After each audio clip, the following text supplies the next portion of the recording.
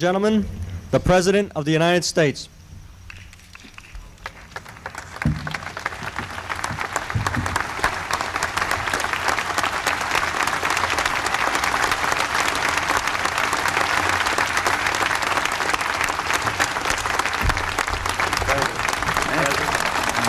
How do you do? Well, please be seated. I'm delighted to welcome you, the business men and women of the year, to the White House. And today, as part of Minority Development Week, we pay tribute to the minority business owners of our nation, and in a few minutes it'll be my great pleasure here to participate in the remainder of the ceremony with regard to them. I know Mac has just presented them to you. Not too long ago, I was asked to explain the difference between a small businessman and a big businessman or woman. And my answer was, well, a big one is what a small one would be if the government would get out of the way and leave them alone.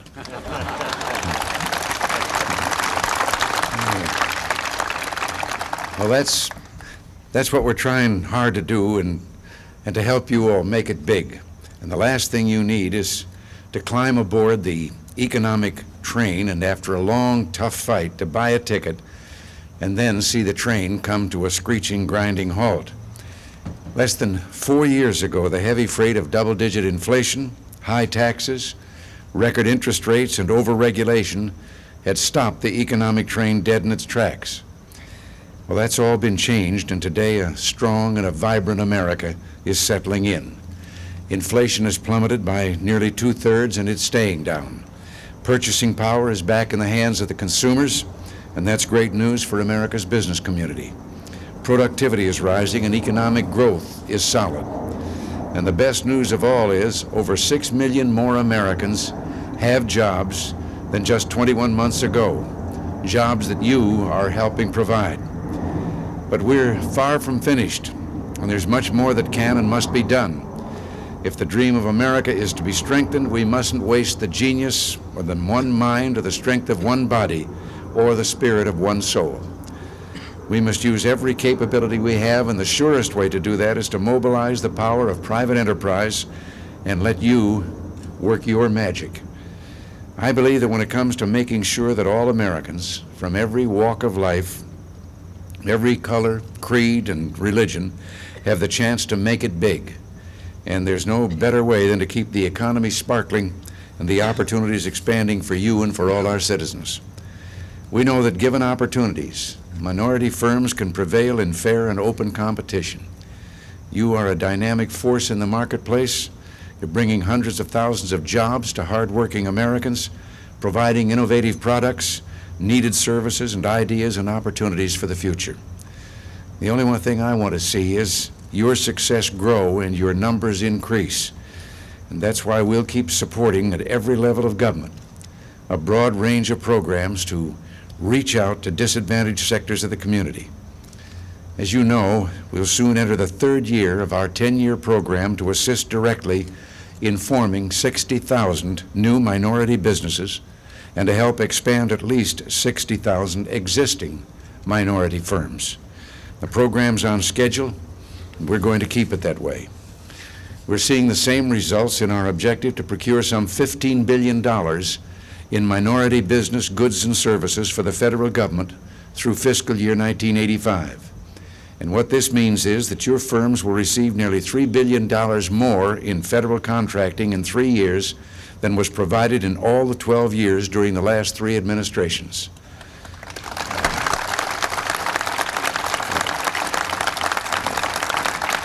Now, we're determined to increase opportunities for minority businesses to participate in federal procurement. And I might mention that these figures do not include procurement by recipients of federal grants and cooperative agreements, and that adds an additional $6 to $7 billion to the total. We want to see your business community continue to grow and grow. We're working hard to be sensitive to your concerns and to build on the beginning that we've made together. And I'm delighted to be able to take part in this celebration today. Minority Enterprise Development Week provides an excellent opportunity to salute some of America's most successful entrepreneurs, the men and women who are the real heroes behind America's success. God bless you for what you're doing, and we're going to continue to try and help in any way we can. The businessmen and women here today represent industries as diverse as steel, automobile, and computers, and they're all pioneers in America's continuing frontier of opportunity, the free market system. And now for the most pleasant job that I've had all week, and I'm sure happy that it wasn't up to me to pick the winners. As far as I'm concerned, you're all winners, and we're very proud of what you're doing. So now I shall step back and we'll proceed with the ceremony for those who have already been named here today, and what a pleasure it is to honor them. Thank you. Thank you, Mr. President.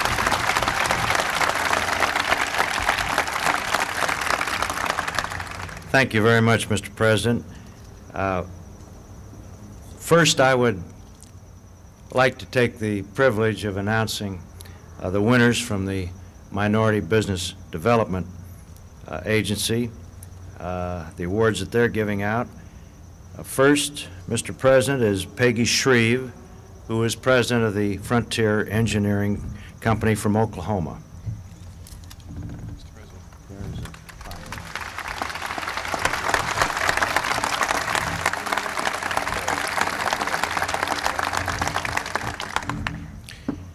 Next, Mr. President, Herman Valentine of Norfolk, Virginia Systems Management American Corporation.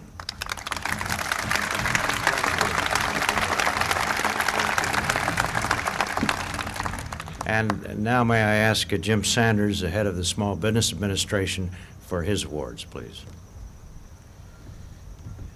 Well, Mr. President, it's a great privilege for me to participate with you this morning in honoring these fine people. The first, I would like to present to you the Gamboa brothers from El Paso, Frank, Albert. These are the winners, Small Business Minority Winners of the Year.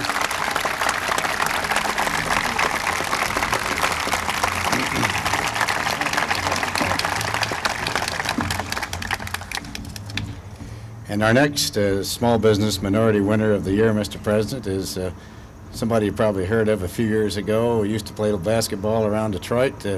He turned into a steel all-star now. So Dave Bing, Mr. President.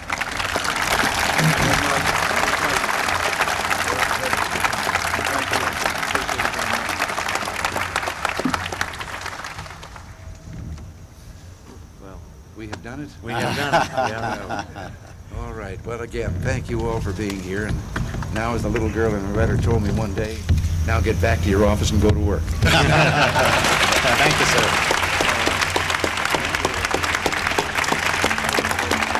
Thank you very much. That concludes the ceremonies.